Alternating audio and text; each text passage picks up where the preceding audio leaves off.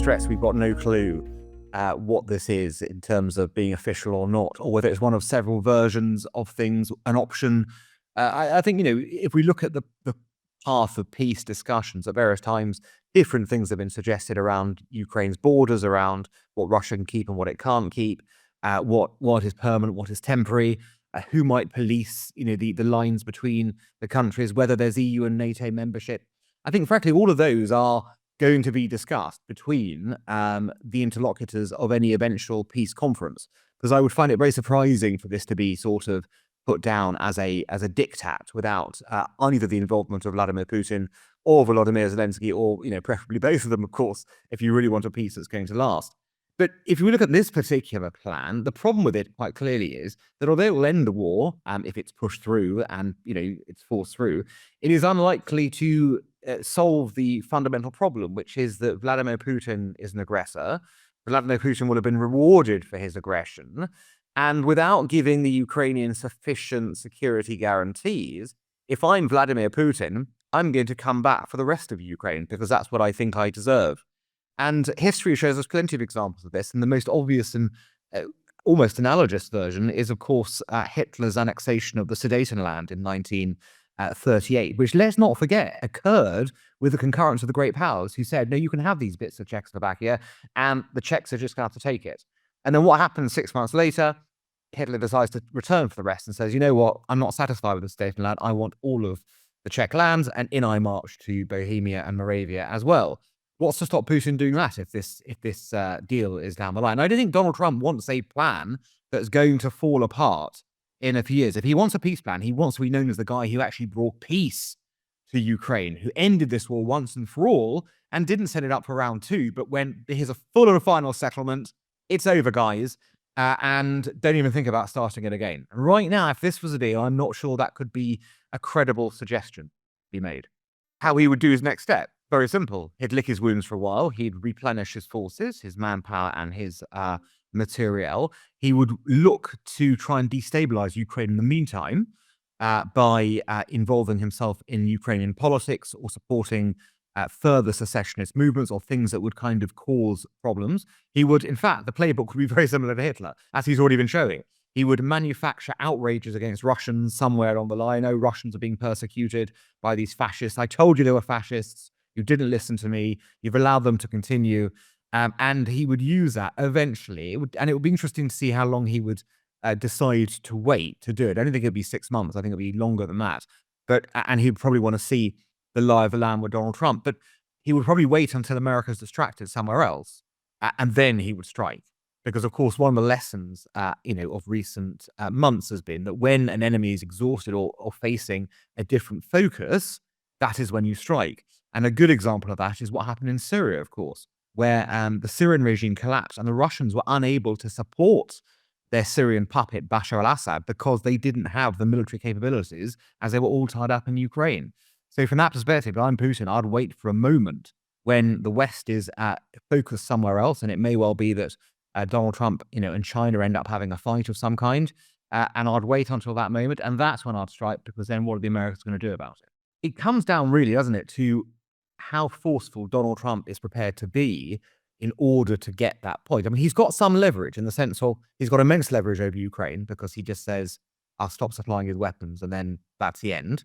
He's got some leverage over Russia as well by saying, oh, you think we've been tough? You've not seen tough until I'm going to come after you.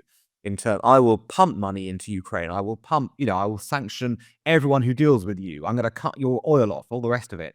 A vengeful Trump is not something Putin's going to want either. So essentially, it's less about what Putin wants per se. I mean, Putin will try and wriggle for as much as he can get, of course. But if Trump's determined, and that's the deal he's set on, it's likely we'll get that deal.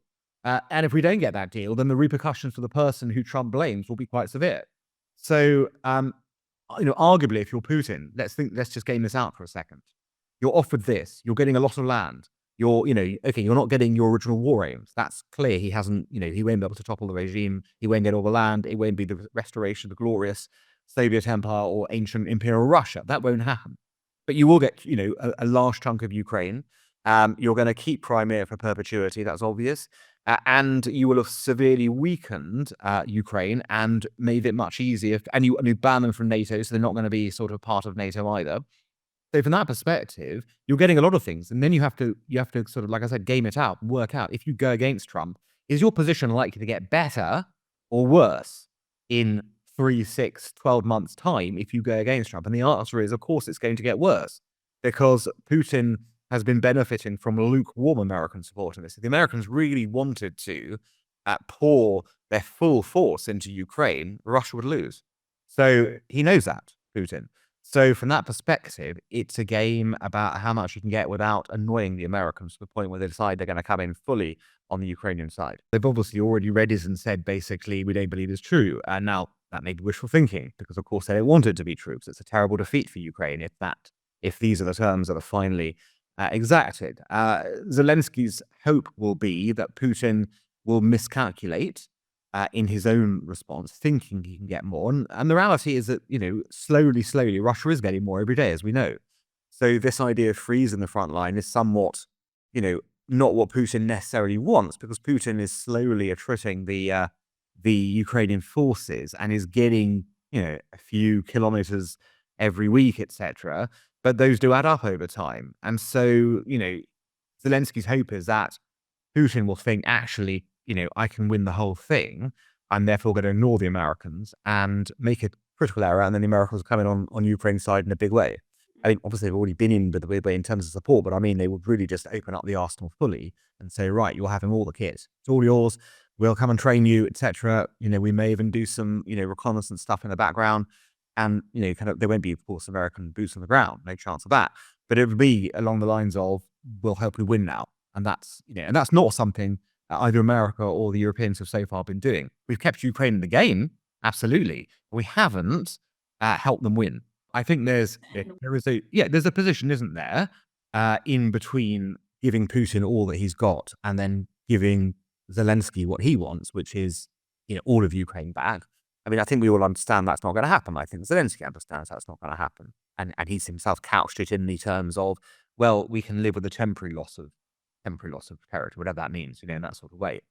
So probably the first step is that you have to push the borders back somehow and say, look, this isn't.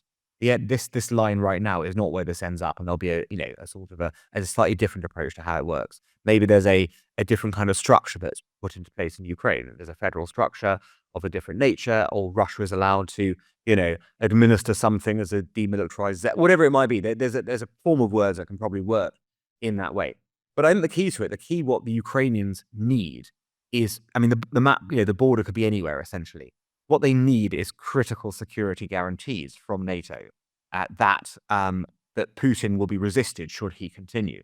So for the deal to really work and really stay in place for a longer period of time, that's a critical aspect. The border thing, we can argue, this way, that way. But what is, the essential point, the point of which Ukraine cannot depart from, is the need for a security guarantee of whatever borders are decided so that Putin cannot return for round 2 without basically going to war with all of NATO. I think Putin obviously knows Trump somewhat from their previous, sort of coexistence together. I think there's awareness of Trump down to his unpredictability.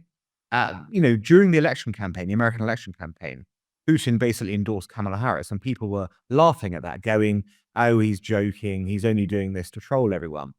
I'm not so sure that's correct. I think if you look at the reasoning Putin put down, I think actually that reflects the truth, which is he knew what he was going to get with Kamala Harris. It was more of the same with Joe Biden, which he was perfectly able to deal with. And his sense was that Biden would never get to a position of actually opposing him, and ultimately he would win the war because they'd just play it out, and Kamala Harris would do the same thing. I think, for all the talk that, Trump loves Putin and loves the strongman side, we've already seen that he's been quite tough rhetorically on Russia, saying this war needs to end, and I will come after you if you don't end it. If you don't come to... Now, that's not the kind of talk Putin wants to hear. That is, he wants to hear, sort of mealy-mouthed, let's help Ukraine. He does not want an angry American president, sort of saying, you're the guy who's holding this all back. And so I think that there is awareness around Trump and a sense of we don't know how he'll react at any given moment, any given day. And as a result, they're going to tread carefully. That, look, on the one hand, that might make a settlement more likely. because, they have to watch themselves and they have to be careful and they have to therefore, in a sense, go along with what Trump is broadly wanting. On the other hand, of course, it might, sort of lead to more conflict between Russia and America in the sense of saying, I've misunderstood you totally. I'm making the wrong moves. You're reacting, and on it goes basically. So I think it is not, as has been portrayed, sort of the Russians rubbing their hands with glee at Donald Trump. I think it is, as with many countries, we need to watch and see, and we need to be very careful because we don't know how this is going to turn out.